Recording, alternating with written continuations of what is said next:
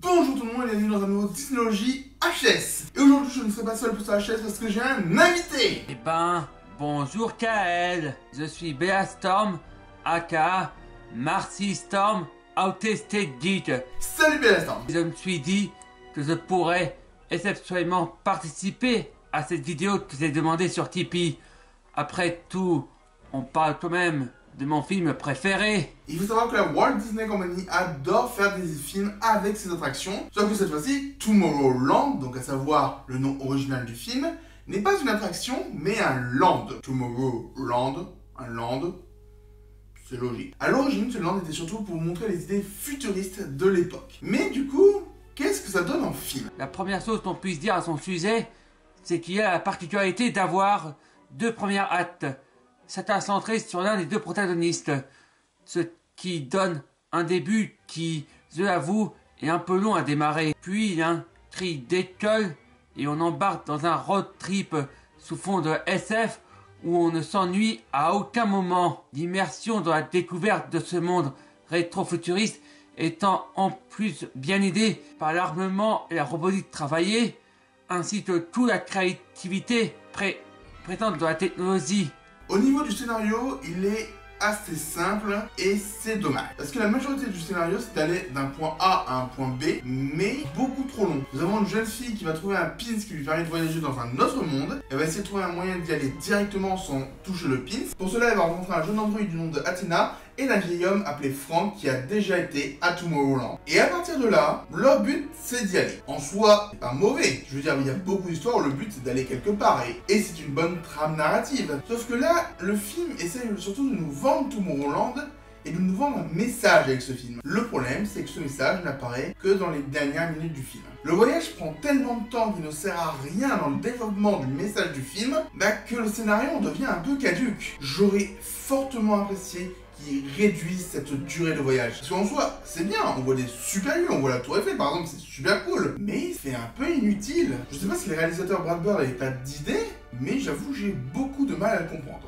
Mais on en reparlera. Et personnellement, je mets donc un 14 à ce scénario parce qu'en soi il est très sympathique, mais il est un peu inutile par moment. Si on parle rapidement des personnages, on en a 4 principaux. Je vais être honnête, je me contenterai de parler des 4 principaux, car soyons honnêtes, les autres ont un impact et ou un intérêt très limité sur l'intrigue. On commence par l'héroïne centrale du film, Casey Newton, qui hélas est le maillon faible des 4. Non pas qu'elle soit mauvaise, au contraire, c'est une bonne héroïne, intelligente, débrouillarde, optimiste et faisant un bon personnage témoin pour la découverte de cet univers.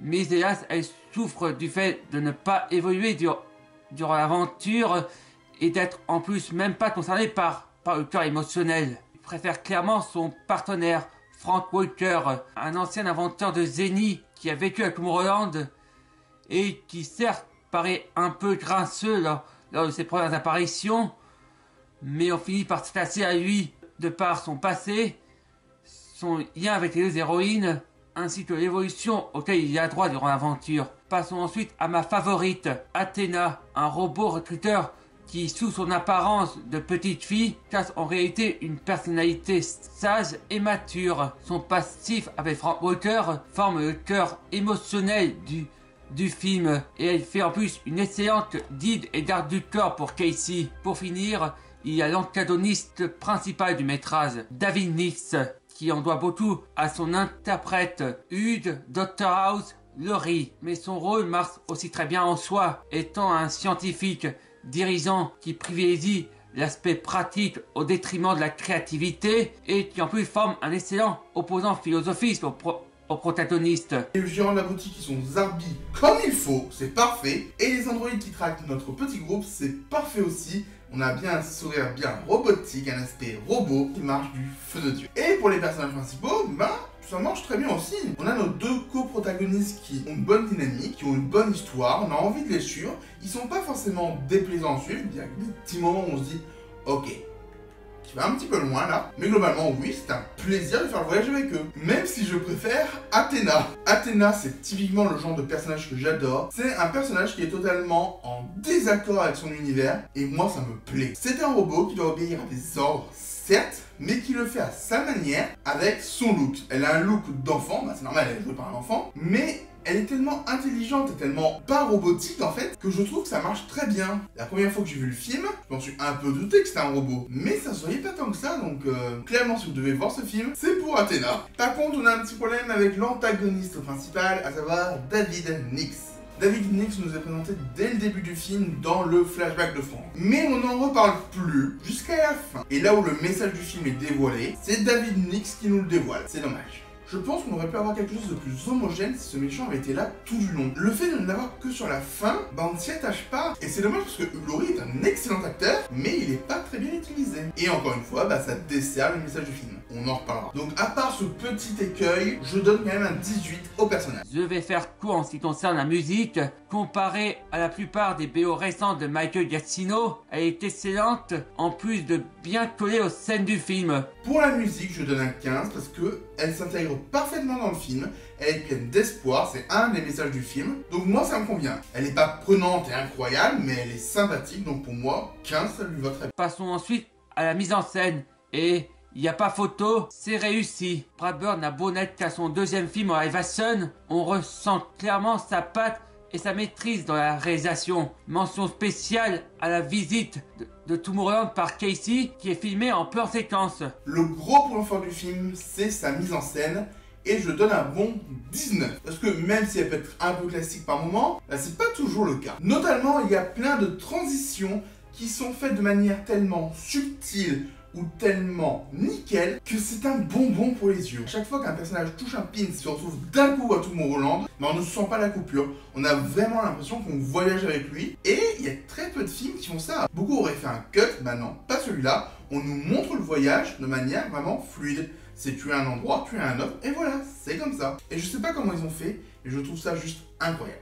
Et je saluerai également le plan séquence de l'arrivée à Tomorrowland qui est incroyable. J'adorerais voir le making of de ce plan parce que waouh, génial. Donc oui, la mise en scène mérite un bon 19. Comme Kael, je vais me permettre de parler d'un critère spécifique, la vision d'auteur. Soyons honnêtes, beaucoup de blockbusters hollywoodiens récents mentent hélas d'âme et autres identités propres, car n'étant pas le fruit d'un auteur. À la poursuite de demain, lui en est l'exact opposé, tellement la patte de Brad Bird se ressent là-dedans. Que ce soit dans l'hommage à la SF des années 50-60, la confrontation entre l'optimisme de l'enfance et le pessimisme des adultes, ou encore le thème de l'intelligence artificielle. Ce point permet à la poursuite de demain de bien se démarquer dans le paysage hollywoodien actuel. Et donc passons au critère spécifique qui est donc la vision d'auteur, que je veux un peu détourner pour dire le message. Parce qu'encore une fois, c'est le gros point noir du film.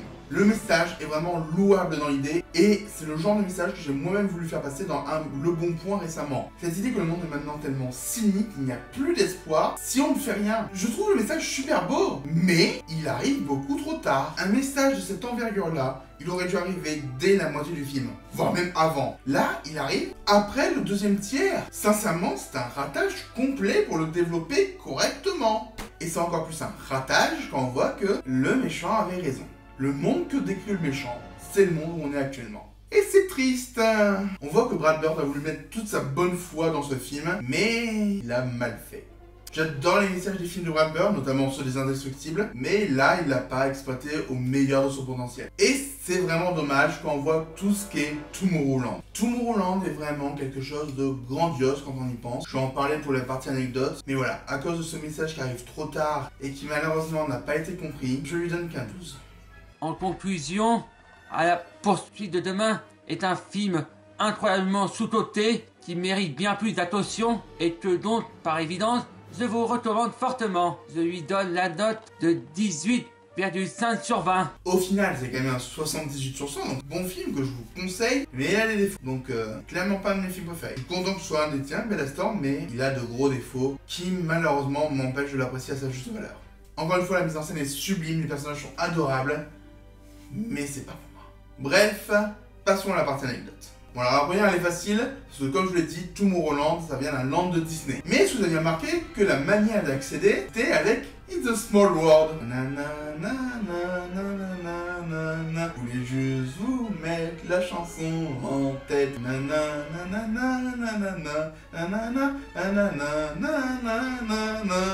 C'était juste pour ça, pour une anecdote. Par contre, la deuxième, c'est une vraie question.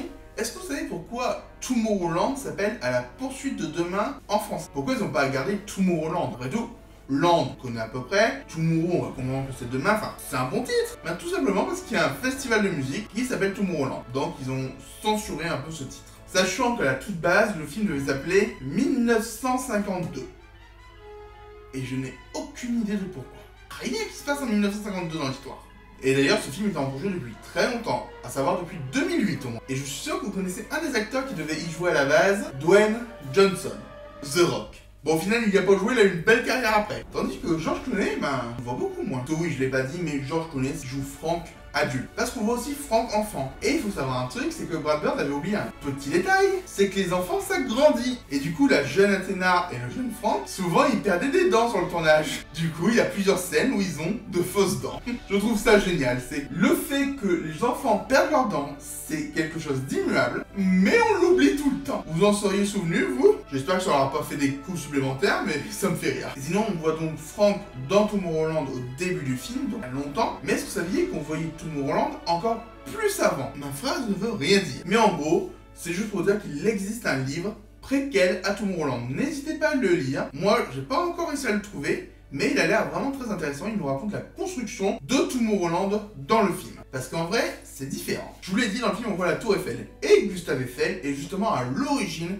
d'un Tomorrowland. On nous l'explique rapidement dans le film, mais Gustave Eiffel, Jules Verne et Nikola Tesla auraient créé un club secret qui serait ici pour améliorer le quotidien des humains avec des inventions futuristes. C'est un vrai mythe qui existe et le film s'en est un peu inspiré. Sauf que dans le passage de la Tour Eiffel, on voit les statues de Jules Verne et de Nikola Tesla. Dans la vraie Tour Eiffel, les deux statues n'y sont pas. On a Gustave Eiffel, Edison et la fille de Gustave Eiffel. Donc, c'est bien de s'en inspirer, vous auriez pu aller jusqu'au bout. Ne serait-ce que mettre la fille de Gustave Eiffel, je pense que ça aurait été pas mal. Mais bref, c'était ma dernière anecdote sur À la poursuite de demain. Et encore une fois, je vous recommande le film. Il est très sympa, il est sur Disney+, donc si vous voulez un petit film pas trop prise de tête, mais qui aide à réfléchir un peu, je vous le conseille fortement. Je remercie Kai pour cette collaboration. Sur ce, je vous dis à bientôt pour de nouvelles vidéos sur ma chaîne. Encore merci à Bellastan pour sa participation et son don sur Tipeee. Et moi je vous dis à bientôt. Un immense merci à tous les tipeurs et membres de la chaîne. Votre solidarité fait vraiment plaisir. Merci. Je vous mets la chanson en tête encore une fois. Et non, ça ne va plus, je suis plus dans le rythme. Mais c'est pas grave car c'est la musique. Hein, que le monde est petit. Je vais arrêter la caméra.